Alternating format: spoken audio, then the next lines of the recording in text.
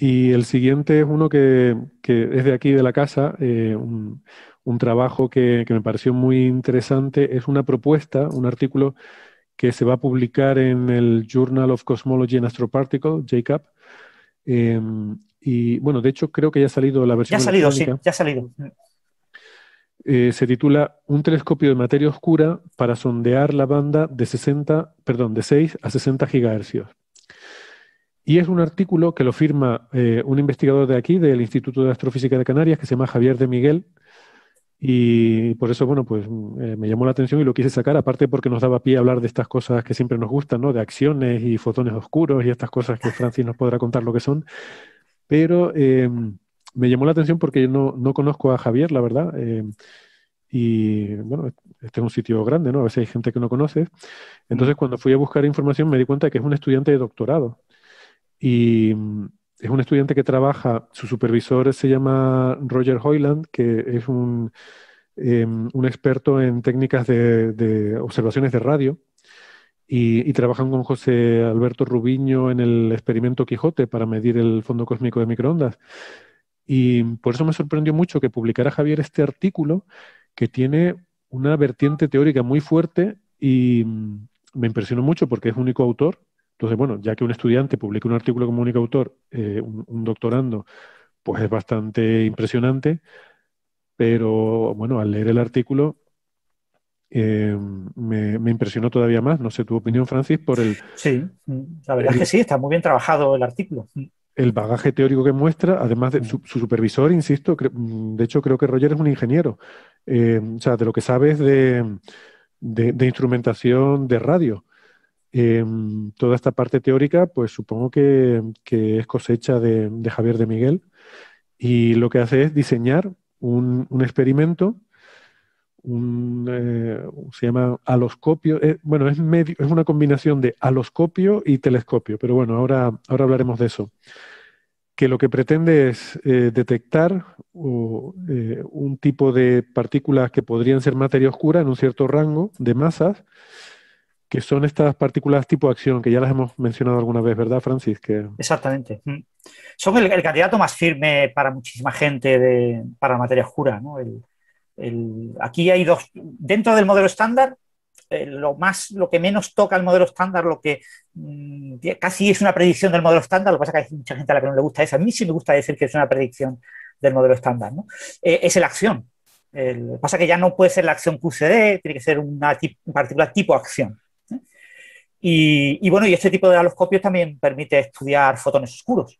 Mm. Y el fotón A ver si oscuro también recuerdo. es como la extensión más natural del modelo estándar, es añadir otra simetría U1, otra simetría parecida del fotón, y eso es lo que predicen todas las teorías de gran unificación. Los grupos grandes, cuando tienes un grupo de simetría muy grande y lo rompes, lo que te salen son muchos pequeños de tamaño 1, unos pocos de tamaño 2 y unos pocos de tamaño 3. ¿No? El modelo estándar tiene uno de tamaño 1, uno de tamaño 2 y uno de tamaño 3. Pues cuando tú rompes un grupo grande, lo normal es que te aparezcan varios de tamaño 1 y si quieres solamente uno de tamaño 2 y uno de tamaño 3, que te aparezcan varios de tamaño 1. Es muy, muy difícil que te aparezca uno solo de tamaño 1, que eso solo ocurre en el grupo de unificación más sencillo, que es el SU5, que está descartado experimentalmente, porque predice que el protón se desintegra como 1000 veces más rápido de lo que tenemos como límite actual. Con lo que necesariamente, si existe una teoría de gran unificación, tiene que haber más simetrías 1, por lo que el fotón oscuro es una predicción, es algo muy, muy natural, que está pidiendo a gritos el modelo estándar que le añades un nuevo campo tipo fotón. Ujú.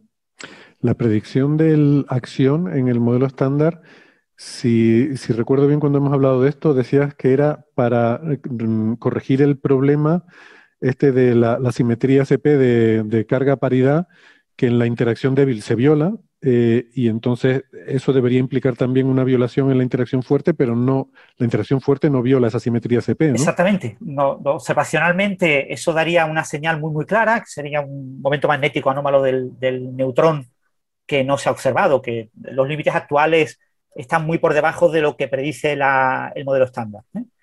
Por supuesto, si añades la acción, esos límites bajan como 10 órdenes de magnitud más abajo y todavía ahí no hemos llegado, ¿no? Pero no observamos algo que teníamos que observar y por lo tanto tiene que haber algo que corrija ese problema. Y en teoría cuántica de campos, para corregir un problema tienes que añadir un campo. Y un campo lleva asociado a una partícula. Entonces, te tiene que aparecer una partícula de alguna forma, ¿no? Y la partícula que sale es la acción QCD. El problema de la acción QCD es que la teoría la conocemos tan bien que nos permite predecir muy bien su masa y su acoplamiento al fotón y podemos buscarlo muy bien. Y claro, eso se buscó a principios de los 80 y no se encontró. Entonces, ahora tenemos que irnos a alejarnos de lo que sería la partícula que mejor resuelve el problema, que es una partícula que no resuelve también el problema, pero que sí lo resuelve y que se aleja de esa región, y ahí tenemos mucha libertad y ya es mucho más difícil de estudiar, y por eso necesitamos estudiar nuevos rangos de masas y de acoplamientos, que es lo que va a poder utilizar este futuro instrumento. No lo dije, pero bueno, simetría CP, lo hemos hablado en otras ocasiones, es esa simetría de la física de que si tú cambias de signo a las cargas, o sea, simetría carga-paridad. Si tú coges un sistema, sacas una foto de un sistema con cargas, le cambias el signo a las cargas y haces una inversión especular del sistema, todo se mantiene igual. O sea, no eres capaz de distinguir el comportamiento de un sistema del otro, ¿no? Esa simetría no se cumple en la interacción débil. La interacción débil sí que provoca diferencias entre una situación y otra. Sin embargo, lo que decíamos que la interacción fuerte no. Si se heredara la violación de la interacción débil, daría lugar a ese momento magnético anómalo que decía Francis del neutrón, que no se observa, que está muy descartado.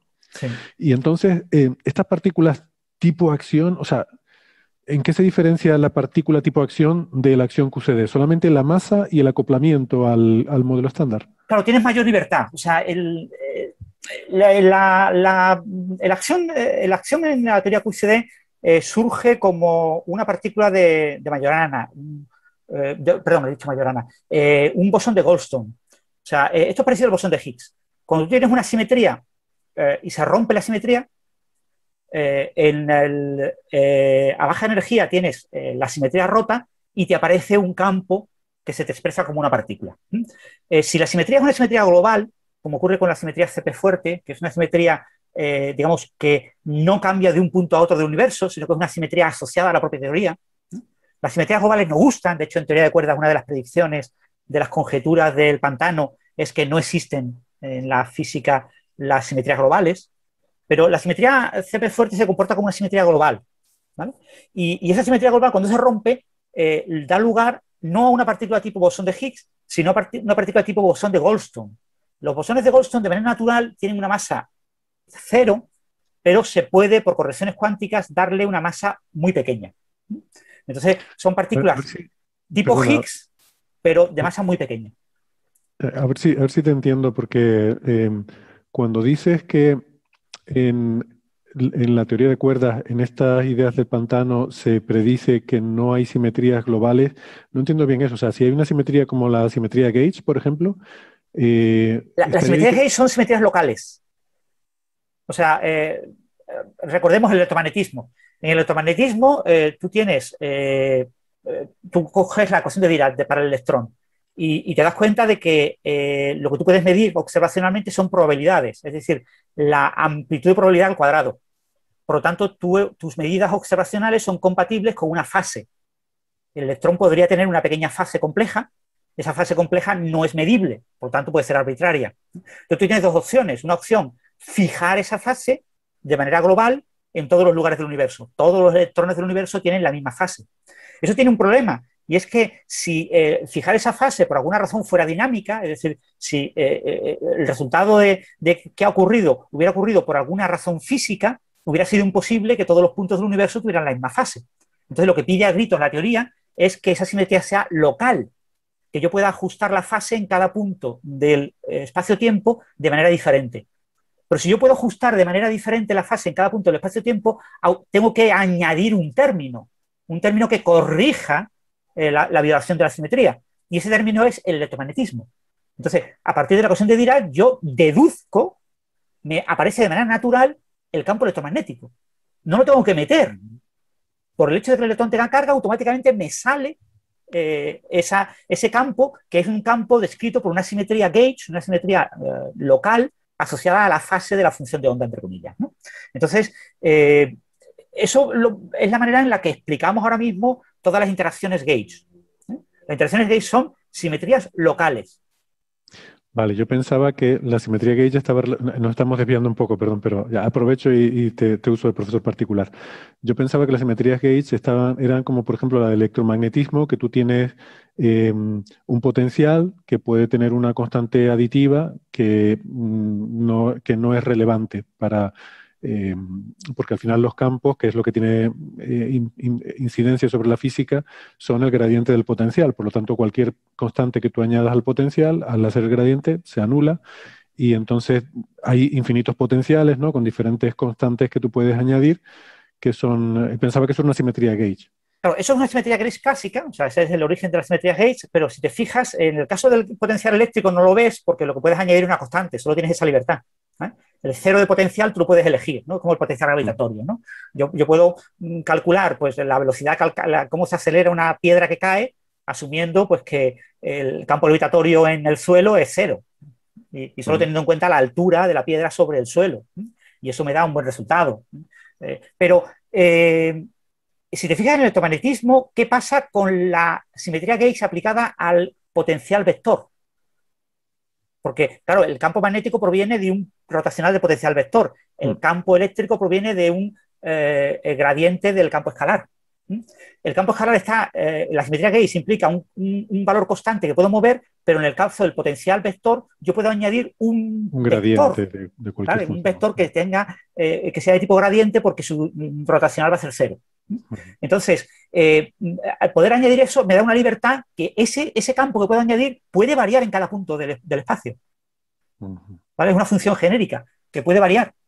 Y entonces, intrínsecamente, lo que está pidiendo a gritos el magnetismo clásico es una simetría gauge. Las simetrías gauge son simetrías de tipo redundancia, ¿vale? O sea, lo que significa físicamente una simetría gauge es que las ecuaciones son más sencillas y mejor, se pueden trabajar mejor cuando yo introduzco campos ficticios que no existen. Entonces, eso se ve maravillosamente bien en la gravitación, la teoría de Einstein. La teoría de Einstein también se puede interpretar como una teoría gauge y los grados de libertad de la gravitación son dos. O sea, en cada punto del espacio-tiempo, eso se ve muy bien con las ondas gravitacionales, que tienen básicamente 2 grados de libertad, 2 polarizaciones. Sin embargo, cuando tú miras el tensor métrico, dice, las ecuaciones de Einstein resuelven el tensor métrico. El tensor métrico es una matriz de 4×4 simétrica. Tiene 10 valores distintos. Pues de esos 10 valores, 8 son basurilla. 8 se pueden calcular a partir de 2. Y eso es lo que significa la simetría gauge. La simetría gauge es una redundancia. O sea, tengo pongo en cada punto del espacio-tiempo más información de la necesaria porque así puedo escribir las ecuaciones de manera más bonita.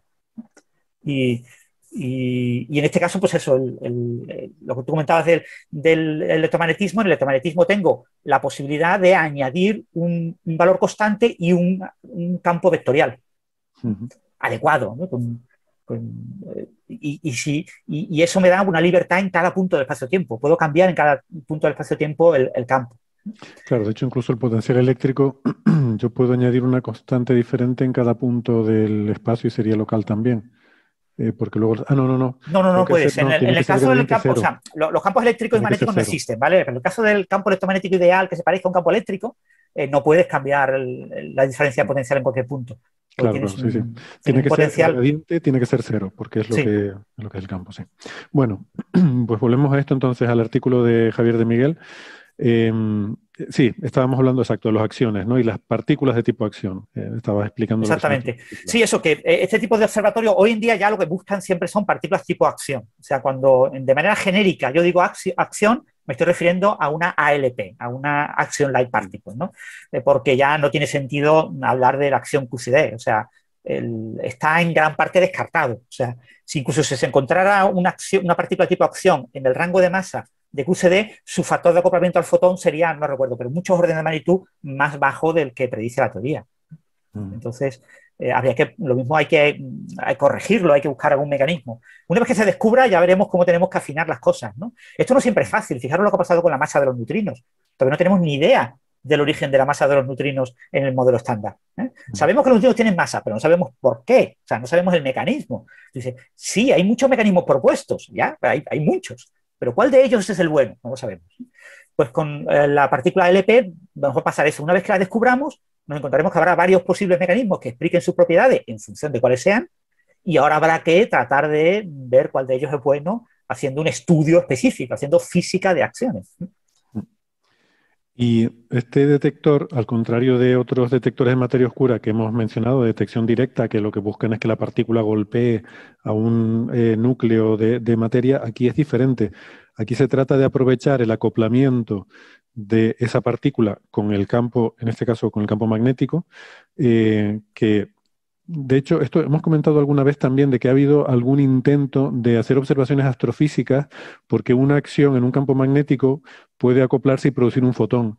Y había intentos de observar emisión de rayos X en regiones en las que un campo magnético se esperara que pudiera interactuar con la materia oscura hecha de acciones y que eso produjera emisión en rayos X, ¿no? Pues aquí se trata de buscar eh, hay una cavidad resonante que, de hecho, existen otros instrumentos que se llaman aloscopios que tienen un funcionamiento parecido. Una cavidad resonante es algo como un microondas, es decir, una especie de caja metálica eh, que está dentro de un campo magnético uniforme y fuerte, de manera que cuando llega esa partícula se acopla, produce un fotón. Si ese fotón tiene su longitud de onda que cabe exactamente dentro de esa caja, puede producirse una resonancia que amplifica esa señal, igual que un horno de microondas está hecho para seleccionar la longitud de onda, no me acuerdo ahora qué frecuencia es, pero una longitud de onda en concreto que absorbe las moléculas de agua, ¿no? Pues tú fabricas la cavidad, en este caso es un cilindro metálico, con el tamaño adecuado para hacer resonar una longitud de onda de un fotón, que es el que tú esperas que se produzca en la interacción. Y además, como digo, es medio aloscopio y medio telescopio porque también lo puede orientar en diferentes direcciones para poder, digamos, entre comillas, apuntar. Entonces, el uso como aloscopio sería que estamos inmersos en un mar de materia oscura, pues de vez en cuando alguna partícula pasa por ahí, y el uso como telescopio sería para intentar apuntarlo y ver si en diferentes direcciones se pueden detectar diferentes flujos de materia oscura por el hecho de que haya objetos astrofísicos que las estén emitiendo o que haya corrientes, ¿no?, en las cuales que nos estén atravesando y que se puedan detectar. Esa sería un poco la idea. Lleva unas placas dentro del detector de un material dieléctrico en las cuales en la interfaz entre esas placas actúan bueno, hay una cosa que se usa mucho, por lo menos en astrofísica se usa mucho, que son los interferómetros de Fabry-Perot, que usan placas plano-paralelas para que la luz, al reflejarse en esas placas, interfiera y tú puedas seleccionar la longitud de onda que te interesa, amplificándola, haciendo interferencia constructiva y destructiva fuera de esa longitud de onda. Puedes hacer así un filtro muy, muy fino. Pues aquí también se hace algo así eh, para intentar amplificar con esa interferencia constructiva la longitud de onda del fotón producido por la interacción del acción, ¿no? Ese sería un poco el principio, porque claro, quieres separarlo de cualquier otra, de cualquier otro, digamos, ruido de fotones que haya dentro de la cavidad. Quieres seleccionar específicamente esa longitud de onda porque es la que crees que está asociada con la interacción de la acción, ¿no? Y eso depende de la masa que tenga. Sí, y del acoplamiento al campo electromagnético, o el campo magnético que estás aplicando. Ahí estás aplicando campo magnético. De hecho, proponía el autor que se usen varios campos magnéticos, que es algo típico en resonancia magnética nuclear. Ahí se utilizan varios imanes para diferentes fases del proceso, y aquí se podrían utilizar varios imanes de 3, 5, 7, 9 teslas para ir modificando esas frecuencias de resonancia que comentas y lograr observar mejor la acción. A mí una cosa me llama la atención, siempre que hablamos de acciones, me llama la atención las masas tan pequeñas Sí. de las que estamos hablando, porque aquí dice que el rango de masa que dice que está bien motivado y da referencias es de 10 a la menos 6 a 10 a la menos 3, o sea, de una millonésima a una milésima de electrón-voltio. De Sí. electrón-voltio. Para darnos una idea, la masa del electrón, esto lo tuve que mirar porque nunca me acuerdo de estos números, pero la masa del electrón es algo así como 500.000 electronvoltios. Exactamente. O sea que esto es entre 1.000 millones y 1 billón de veces menos masivo que un electrón. Que, que uno piensa que el electrón es la partícula más elemental y con menos masa que puede haber. Sí, bueno, recordar eso, que el neutrino, los límites actuales rondan los 1000 electronvoltios. Estamos hablando la línea baja del orden de 10 electronvoltios y la línea alta ahora mismo está en búsqueda directa del orden de 200 y con modelos cosmológicos del orden de 120 o así, 1000 electronvoltios. La acción aquí lo estamos buscando un factor de 1000 por debajo. Por debajo del Esos neutrino. números entre, pongamos, 10 microelectronvoltios y 100 o 500 microelectronvoltios. Wow, qué pasada de pequeño. Aún así, hay modelos de partículas tipo acción con masas mucho más bajas. Lo que pasa es que, ya te digo, si yo quiero que la partícula tipo acción me resuelva el problema CP fuerte, no puedo bajar demasiado. Porque si lo bajo, cada vez estoy estirando más la teoría. Claro, las teorías tienen números y yo el número lo puedo estirar. Es decir, el valor natural de un número es 1, pero en las unidades adecuadas. Pero claro, yo puedo poner 10 a la menos 3. Entonces, no, la masa natural de las partículas del modelo estándar es la masa del bosón de Higgs. Pues el que tiene masa natural es el quark cima, que tiene masa 1. Pero es que tú comparas la masa natural del quark cima con el acoplamiento al modelo estándar natural, es 1 partido raíz cuadrada de 2, y eso es el acoplamiento que tiene el quark cima. Si tú lo comparas con la masa del electrón, pues la masa del electrón es completamente fine-tuning, pero ajustadísima. O sea, tiene no sé cuántos órdenes de magnitud, como 10 a la 9 o 9 órdenes de magnitud de ajuste fino. O sea, cuando lo natural sería que todas las partículas tuvieran valor cercano al 1. ¿A qué te refieres con quark cima? El top. El top, sí. Vale.